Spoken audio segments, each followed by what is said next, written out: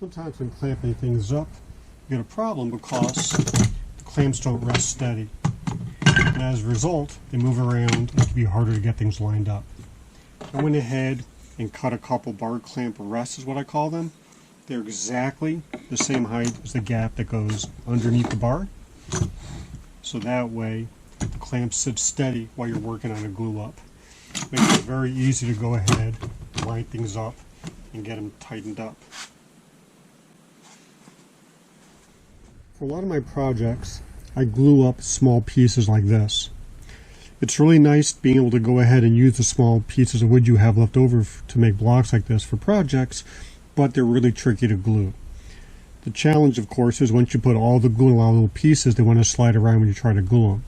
I use parallel jaw clamps for almost everything, so these particular ones work great, but it's really hard to line up pieces. For example, if I wanted to glue up all these little pieces of walnut, it'd be almost impossible to hold them in place while I'm getting the clamp set up. So to do that, single clamp gluing, I made these blocks. They have packing tape on the top so glue doesn't stick to them. I made them in different lengths based on different projects, and they're exactly the same height as the bars. For this example, I'll go ahead and flay these out a little bit. And if all of these had glue on them, I'd be able to put them in place one at a time as the glue is put on.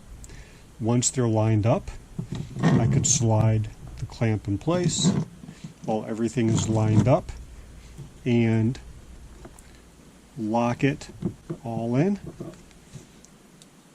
and everything is glued up as a small glue up.